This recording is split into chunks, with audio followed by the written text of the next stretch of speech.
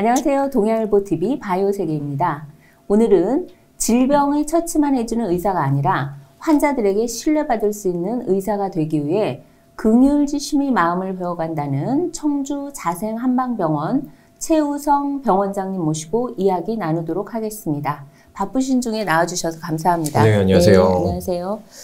먼저 그 청주 자생한방병원에 대한 소개 좀 부탁드립니다. 네. 전국적으로 자생한방병원은 자생의료재단이라는 의료법인 하에 전국적으로 병원이 있습니다. 그 중에서 저희 청주 자생한방병원 같은 경우는 2018년도 9월 8일에 오픈을 시작을 했었고요. 지금부터 한 만 4년에서 이제 5년차 접어들게 됐네요. 그러면서 지역분들의 척추 건강 그리고 관절 건강에 앞서 나가는 그런 병원입니다. 아, 그렇군요. 그 어떤 청주 자생한방병원만의 어떤 특별한 치료법이 있나요? 네, 전국적으로 자생한방병원만의 특장점을 먼저 말씀을 드려야 될 것 같은데 최근에는 우리가 관절이나 척추 질환들에 있어서 여러 가지 기법들이 많이 발전이 됐어요. 네. 그 중에서 자생한방병원에서 가장 주로 치료를 하는 방법들 중에 하나가 첫 번째로는 추나요법이라고 봐야 될 것 같아요. 네. 추나요법도 우리가 여러 군데서 접할 수가 있겠지만 자생한방병원 같은 경우에는 이제 추나요법의 총본산이라고 볼 수가 있을 것 같고요. 그만큼 경험치도 많고 1년에 우리가 추나 횟수만 봐도 거의 한 100만 건 이상 그렇게 된다라고 전 자생의료재단을 봤을 때 그렇게 얘기를 하거든요. 그래서 추나요법, 그리고 두 번째는 비교적 최근에 우리가 치료법으로 등재된 것들 중에 하나가 일반적인 약침 치료 중에서 심바로 약침이라는 치료법들이 있습니다. 심바로 약침이요? 네. 네. 약침이라는 것들에 대해서 간단하게 먼저 설명을 드리면 한약에서 특수한 성분들을 추출을 해내고 그 부분들을 환부에다가 직접 이제 넣어주는 것들을 약침이라고 얘기를 하거든요. 그래서 침의 효과 그리고 약물의 효과를 두 개를 시너지를 이루고 있는 그런 것들을 약침이라고 얘기를 해요. 이 약침도 정말 종류가 여러 가지로 우리가 만들 수가 있겠죠. 네. 그 중에서 척추 관절 질환에 가장 특화된 부분들을 우리가 심바로 약침이라고 얘기를 하거든요. 간단하게만 생각을 해보면 항염증 작용, 그 다음에 안쪽에 있는 신경의 재생작용, 이런 것들을 우리가 연구 결과를 통해서 밝혀내고 있고요. 네. 마지막으로 한방하면 보통 이제 약물을 생각을 하시게 되고 그 약물 중에서도 보약 먼저 생각들을 하시겠죠. 근데 척추 관절 질환에 있어서는 우리가 치료약들의 개념들도 우리 무시를 못합니다. 이게 아무리 우리가 통증을 제어하는 부분들은 사실은 진통제 아니면 진통 주사 이런 것들을 통해서 하는 것들도 훨씬 더 빠르거든요. 하지만 가장 근본적인 처치는 결국 튀어나와 있는 디스크를 다시 또 천천히 흡수시킬 수 있는 방법들, 그리고 손상된 내 구조 조직들, 그 다음에 신경들, 이런 것들이 복구가 돼야만 치료가 된다라고 볼 수가 있어요. 그래서 이럴 때는 척추 한약들 그리고 관절 한약들, 이렇게 총 3가지의 치료법들이 저희가 가장 주로 쓰는 방법들입니다. 그러면은 이렇게 어떤 한약으로도 이런 척추를 이렇게 치유할 수 있는 그런 방법이 있네요. 네, 한약으로도 척추를 치유할 수 있는 방법이 있다를 다른 식으로 표현을 한다면 사실상 가장 근본적인 처치가 되는 부분들이 한약 치료라고 이제 말씀을 드려요. 다시 한번 간단하게 설명을 드리면 결국 근골격계 질환대 관절이나 척추가 문제가 생겼다는 부분들은 안쪽에 구조적인 손상이 생긴 거예요.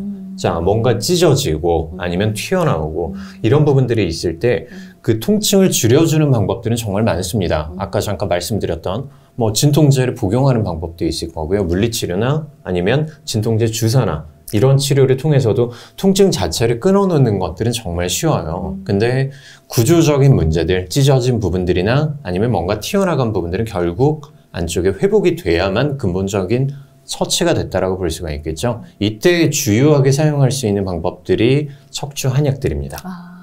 네. 그러니까 근본적인 치료가 이쪽 한약으로 가능하다는 소리네요. 네. 대부분 이렇게 저희 어머니도 이렇게 허리가 아프시다, 다리가 아프시다, 이제 연세가 들어가시면서 그런 얘기를 많이 하시더라고요. 근데 병원에 가서 주사 맞으면 이제 조금 낫는다 하는데 이제 그거는 좀 통증을 좀 완화하는 근데 치료는 안 되는 거예요. 꼭 그렇게 보지는 않습니다. 네네. 물론 치료가 된다라고 보기도 하죠. 네. 그 다음에 또 방금 말씀해 주셨던 주사제에도 여러 가지 용제들이 있기 때문에 네네. 예를 들어서 뭐 연골 성분이 들어가게 되면 퇴행성 관절염이나 이런 것들이 훨씬 더 근본적인 처치를 도와줄 수 있을 거예요. 네. 근데 한 가지 우리가 놓치지 말아야 될 부분들 중에 하나가 네네. 결국 내 몸의 회복력이라는 부분들, 그걸 우리는 자생력이라고 부릅니다. 스스로 자자에 나을 생자라고 해서 네. 내 몸에 회복력이 있는 사람들은 치료가 잘 돼요. 이런 사람들은 우리가 진통만 시켜줘도, 그 다음에 적절히 안정만 시켜주고 일을 조금만 쉬게 만들어줘도 금방 회복을 할 수가 있겠죠. 근데 이런 증상들이 오래 지속이 되고 여러 번 반복이 되고, 그 다음에 평소 때 내가 운동을 잘 하지 않았다, 그 다음에 컨디션이 좋지 않았다, 이런 사람들이 있을 때는 본인의 몸으로 회복을 할 수가 없는 거예요. 이때는 뭔가 좀 더 구조적인 문제들을 치료할 수 있는 부분들이 필요한 거죠. 그게 아까 말씀해 주셨던 척추 관절 치료 한약이라고 보시면 됩니다. 그렇군요. 그 재단법인 자생의료재단의 의료기관으로 그 청주 자생한방병원은 같은 모토의 가치 구현을 네. 실현해 나간다고 들었습니다. 네. 자생의료재단의 가치 이런 거는 어디에 있나요?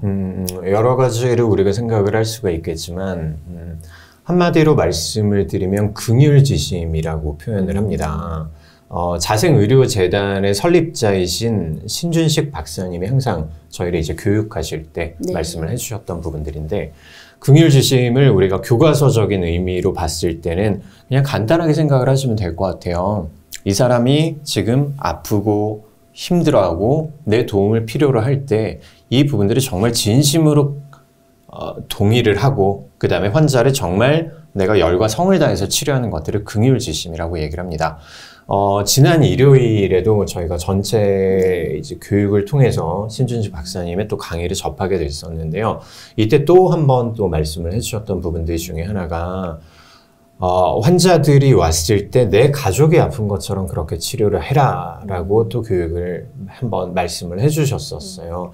그 부분들이 우리가 긍휼지심이라고 생각을 합니다. 근데 실제로 매일 수많은 환자분들을 이렇게 접하시잖아요. 네.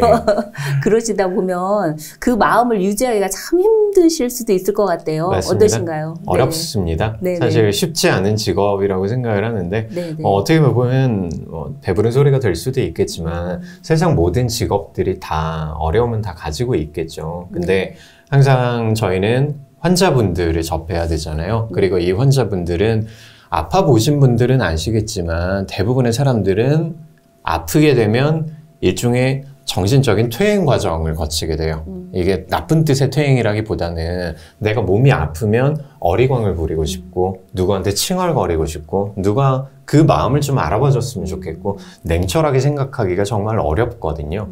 이런 부분들을 저희가 토닥토닥 해주는 역할을 하는 것들이 이제 의사의 역할이라고 생각을 하는데, 사실 저도 한 개인으로서 쉽지는 않죠. 맨날 그런 상황들을 접하고, 그 다음에 해결되지 않는, 환자분들이 저희한테는 해결되지 않는 숙제와 똑같은 거예요. 집에 가서도 고민하고, 그 다음에 뭐 자다가도 갑자기 생각이 날 때도 있고요. 샤워하다가 갑자기 영감이 떠올라서 오늘은 이 환자가 예약돼 있는데 이 환자를 내가 어떻게 치료를 한번 해봐야지, 약을 이런 걸 한번 써봐야 되겠다. 자기 직전에 누워가지고 잠깐만, 내일 이 환자 잘 낫지 않는 사람인데 이 사람이 이렇게 치료를 해봐야 되겠다. 아니면 아침에 샤워를 하다가 양치질을 하다가 갑자기 영감이 떠오를 때가 있어요. 이런 식으로 하루 종일 뭐 환자를 생각을 하는 것 같아요. 이게 어떻게 보면 의무감이라고 볼 수도 있는데, 저희 신준식 박사님께서 항상 주장을 하시는 긍휼지심이라는 것들, 사실 그냥 치료하는 거는 증상에 맞는 치료만 들어간다, 여기서 끝나면 좋겠지만 사실 의학이라는 게 절대 그렇게 끝나는 분야들이 아닙니다. 좀 더 많이 고민을 해야 되고, 왜냐면 사람마다 변수가 너무 많기 때문에 이런 것들을, 이 사람은 도대체 왜 안 낫는지를 다시 한번 고민을 해봐야 되는 거고요. 이런 과정인 것 같아요. 그러니까 환자 한 분 한 분에 대해서 고민하고 그분들의 이제 치유를 위해서 생각하시는 거네요. 맞습니다. 네. 왜냐하면 똑같은 디스크를 가지고, 똑같은 협착증을 가지고, 그 다음에 똑같은 50견을 가지고, 똑같은 관절염을 가지고 오시는 분들도 치료 방법들이 정말 여러 가지로 나눠질 수가 있거든요. 약도 틀려지는 거고, 그 다음에 이 사람은 오히려 활동을 시켜야 되는 사람이 있고, 그 다음에 이 사람은 안정을 시켜야 되는 사람이 있고, 사람마다 개개인이 처한 상황들과 그 다음에 특성들, 아까 그리고 제가 자생력이라는 부분들 말씀을 드렸죠. 회복력이 다 틀리기 때문에 환자마다 이 부분들은 다 틀려져야 됩니다. 네.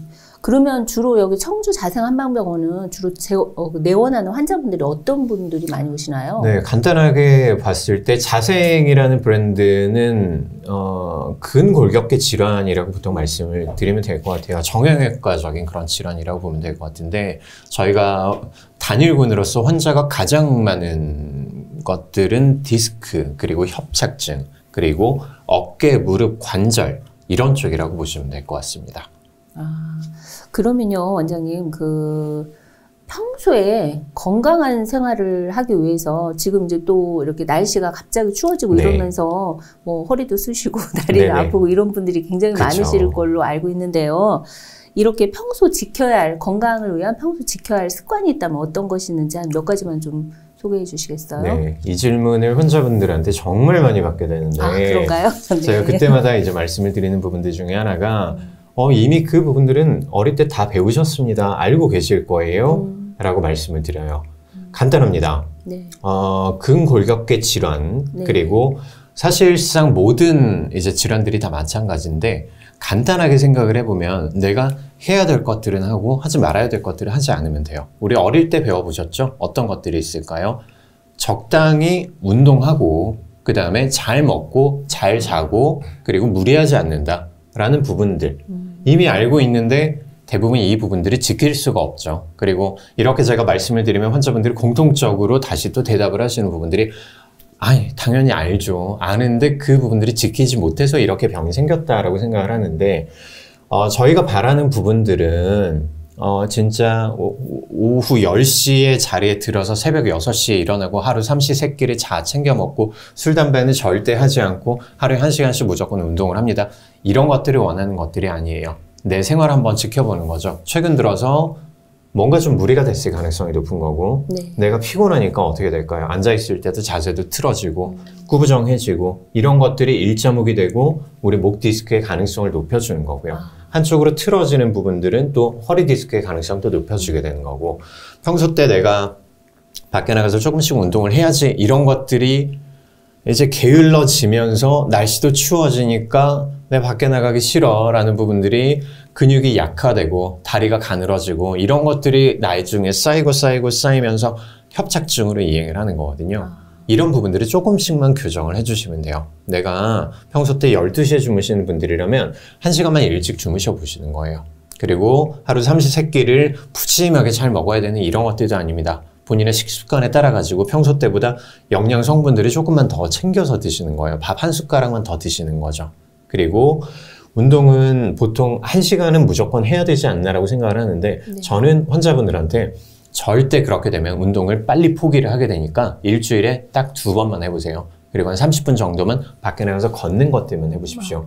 어떤 우리가 1시간씩 뭘 끌어놓고 매일매일 가야 되는 이런 부분들이 아니니까 조금씩 생활의 변화를 가지고 오는 이 정도가 필요한 거예요. 이런 것들을 먼저 시도를 하고 그 다음에 본인의 환자의 생활에 맞는 부분들을 만들어 나가는 것들이 가장 중요합니다. 어떻게 보면 가장 이렇게 당연한 그런 말이면서 또 쉬운 건데 참 지키기 어려워요. 가장 어렵죠? 네네. 맞습니다. 네. 그러니까 평소 습관이 굉장히 중요한 거네요. 네. 또 한 가지 궁금한 게 있는데요. 이제 병원장님께서 한의사로 또 한방병원을 경영하시는 입장에 있으시잖아요. 네네. 그렇게 하시면서 지금 얼마나 이쪽 전체 한의사로서 활동하신 지 얼마나 되셨죠?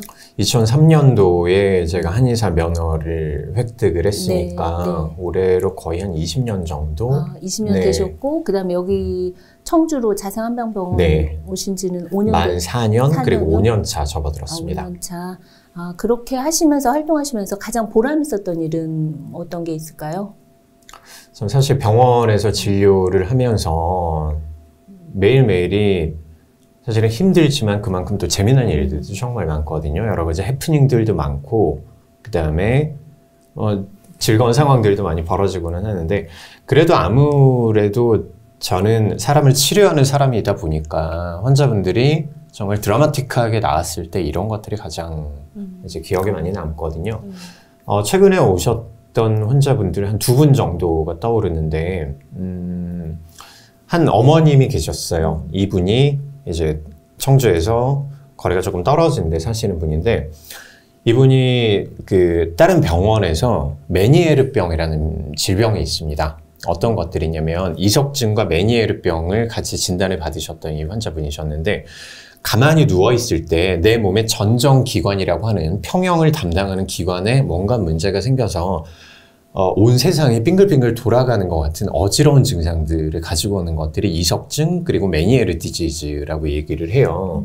이것 때문에 안 가본 병원이 없으셨던 거죠. 여러 가지 병원들에 처음에 갔을 때 주사도 맞고 그다음에 약을 복용하고 나서 이제 살겠다라고 생각이 됐었는데 한 3개월 주기로 계속 발병을 하시고 가장 최근에는 이분이 더 이상 이제 약이나 주사 치료가 먹히지 않아서 이제 다른 병원에 가서 그 전정 파괴술이라는 조금 극단적인 치료법들이 있어요. 도저히 이 사람의 신경이 뭔가 더 이상 회복이 될 수가 없으니까 전정기관이라고 하는 몸의 평형기관에 우리가 약물을 주입을 해서 그 기능을 이제 죽여버리는 것들을 얘기를 하는 거거든요. 최후의 방법이라고 보시면 됩니다. 네. 그 이제 치료수를 받기로 예약을 하시고 마지막에 이제 지푸라기라도 잡는 심정으로 병원에 내원을 해주셨던 그런 케이스가 있었는데 이 환자분한테 제가 이제 고민을 하다가 어떤 특정의 처방을 한번 써봤었는데 그 처방을 한번 드시고 나서 2주 후에 증상들이 드라마틱하게 많이 좋아졌던 그런 케이스가 있었어요. 제가 개인적으로도 사실은 저희 예전에 제가 교육부장을 담당을 할 때 밑에 레지던트 선생님의 어머님이셨어요. 그래서 이제 소문을 듣고 오셨던 그런 분이셨는데 저도 사실 이런 극단적인 케이스들에 참 어려운 케이스거든요. 어떻게 보면 좀 반신반의하면서 그렇게 치료를 했었는데 정말 드라마틱하게 기적이 일어났어요 라고 이제 말씀을 하시는 것들을 보고 역시 고민을 했던 보람이 있구나 라는 생각이 들었었고요. 또 한 80대의 아버님이 한 분 계셨는데 이분은 분당에서 오셨던 분이셨어요. 소개를 받고 오셨는데 이분은 그 루이소체 치매라는 그런 질환이 있습니다. 퇴행성 질환들 중에 하나인데 아주 난치병이죠. 치매라는 단어가 있지만 치매 증상들보다는 오히려 본인의 힘으로 걷는 것들이 이제 잘 안 되는 거예요. 종종 걸음을 걷고 어떻게 보면 파킨슨 같은 그런 이제 증상들, 그 다음에 균형을 잘 잡지 못하고 잘 넘어지시고 이런 분들이 계셨는데 이분도 모 대학병원에서 이제 계속 약만 복용을 하시는데 더 이상 퇴행성 질환이기 때문에 나아지는 부분들이 보이지는 않는 거예요. 그래서 이분 같은 경우에는 저희가 목 뒤쪽으로 침법 중에서 MST라는 치료법들이 있습니다. 네. 저희 이제 신준식 박사님께서 중풍 환자분들한테 많이 사용을 하셨던, 마비 환자분들한테 많이 사용을 하셨던 그런 치료법들이 있었는데 사실 좀 불경스러운 얘기입니다만 침을 놓으면서도 이게 과연 나을까라는 생각으로 그 부분들을 치료를 했었는데 한 달 정도 치료를 하시고 나서 그 보호자분께서 이제 양손에 뭔가 이제 잔뜩 들고 오셔가지고 이게 모 대학병원에서도 하지 못했던 것들을 해주셔서 정말 감사하다.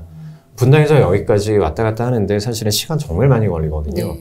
그래서 그렇게 이제 한 번씩 말씀을 해주실 때 그때 제가 정말 뭔가 하고 있구나, 뿌듯하구나 이런 보람을 많이 느끼게 됩니다. 그 환자분들한테는 정말 기적 같은 일이겠네요.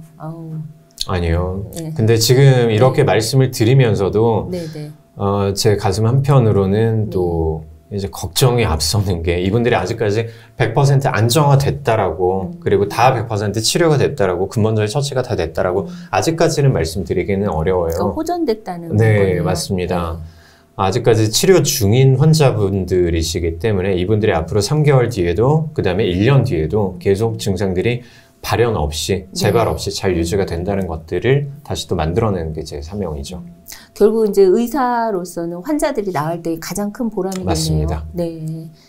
그러면 근데 이제 아까 뭐 긍휼지심으로 그 수많은 환자분들을 네. 볼 때, 그러니까 한편으로 환자분들이 이렇게 나으면서 보람도 있겠지만 그 환자분들을 일일이 한 분 한 분에 대해서 고민하고 하시면서 어려움도 있을 것 같아요. 어떤가요? 어려움. 네. 네.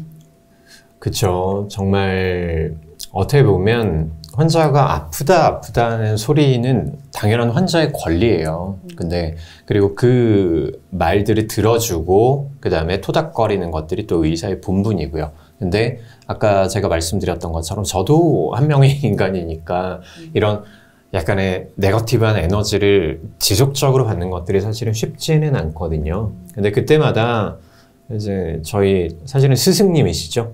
신준식 박사님의 긍휼지심이라는 이 부분들이 다시 한번 되뇌이기도 하고요. 그 다음에 환자를 치료하기 위해서는 저는 치료하는 사람의 건강이 정말 중요하다고 생각을 합니다.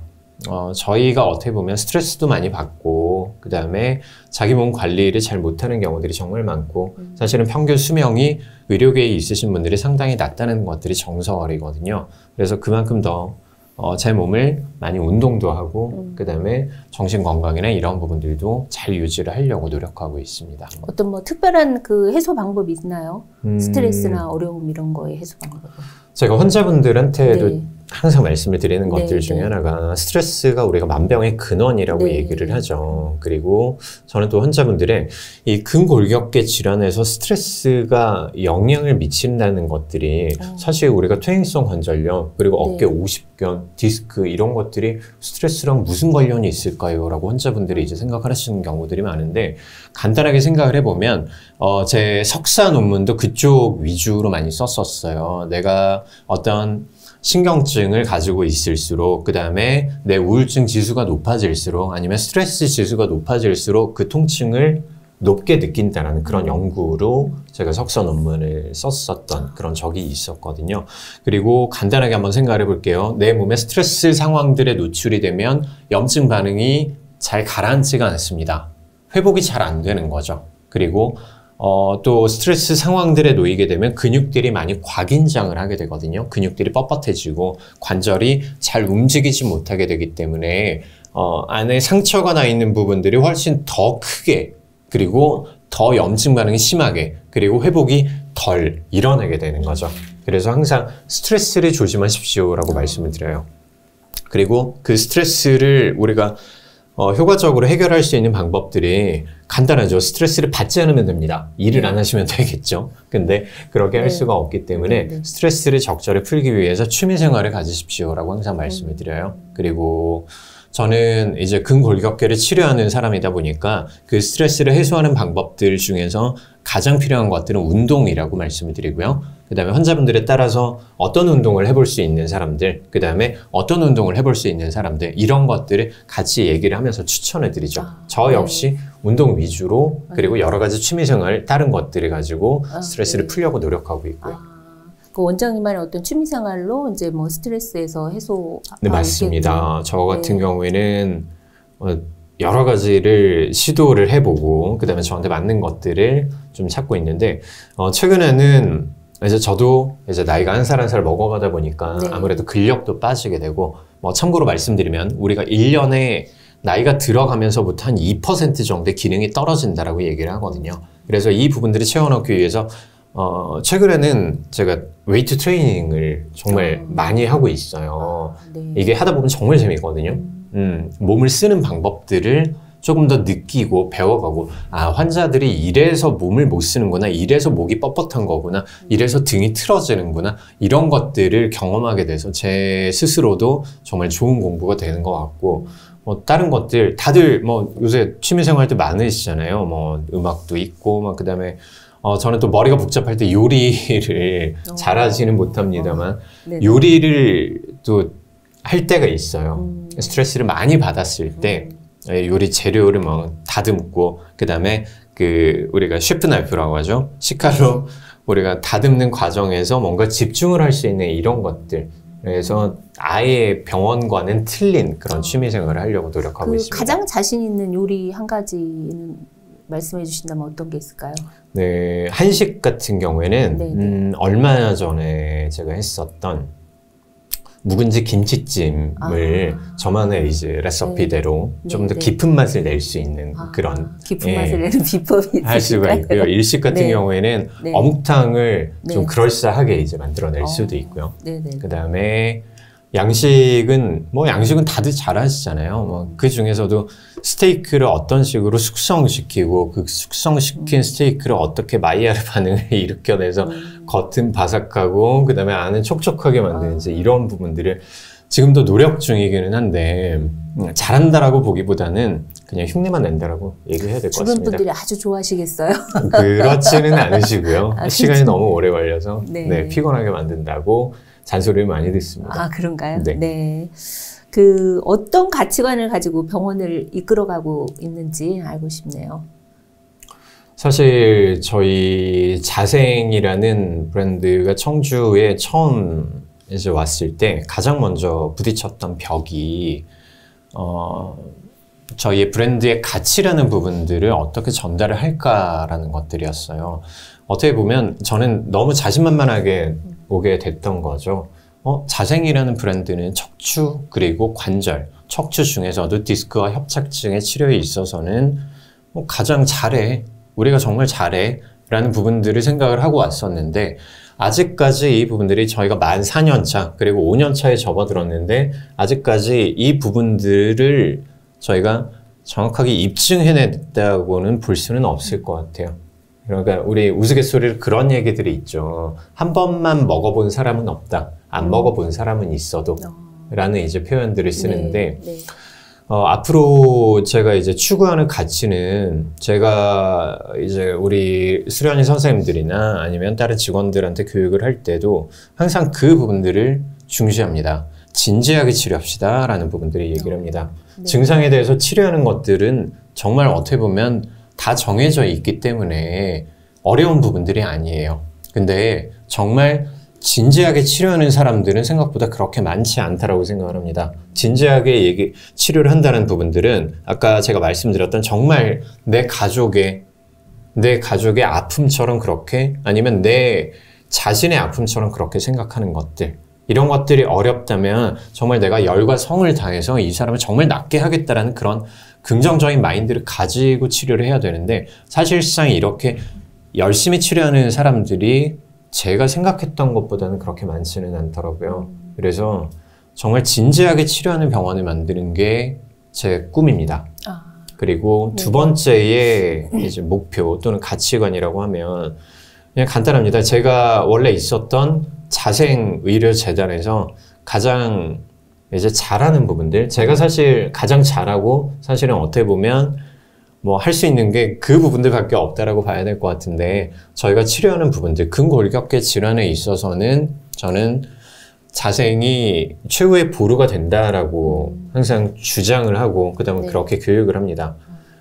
자생에 오시는 분들이 많은 경우들에서 여기서 치료를 해보고 다시 재발을 하거나 아니면 통증이 치료를 했을 때는 잠깐 좋아졌는데 다시 또 근본적인 처치가 되지 못해서 또는 수술을 하고 나서 더 이상 치료할 방법들이 없을 때 오시는 경우들이 정말 많거든요. 이때 여기서 안 되면 수술하십시오. 여기서 제가 최선을 다해보겠습니다. 여기서 안 되면 그때는 방법이 없습니다. 라고 말씀을 드려요. 그리고 이런 최후의 보루로서의 역할을 하는 것들 이게 자생의 가치관입니다. 네, 잘 알겠습니다. 마지막으로 앞으로의 계획에 대해서 한 말씀 해주세요. 네, 잠깐 이제 방금 말씀하셨던 그런 이제 질문들이랑 약간 오버랩되는 그런 부분들도 있기는 하겠지만 한마디로 얘기를 해서 저희가 척추 그리고 관절의 전문가 집단이라는 이제 이 부분들을 입증해내고 싶은 게 제 계획입니다. 아까 말씀드렸던 것처럼 최후의 보루로서의 역할들 여기서 안 되면 더 이상 방법 없습니다. 그리고 자생에 오시는 분들이 또 진짜 여러 가지 정말 많은 아픔들을 가지고 오시는 분들이 많거든요. 여기서 우리가 치료했는데 낫지 않고 재발하고 그다음에 여기 가서 또 마음의 상처 받아가지고 오시고 이런 분들이 저희가 따뜻하게 보살피는 것들 그게 최종적인 목표입니다. 아, 네. 지금까지 청주 자생한방병원 최우성 병원장님과 이야기를 나누었습니다. 좋은 말씀 감사합니다. 네, 예, 감사합니다. 고맙습니다.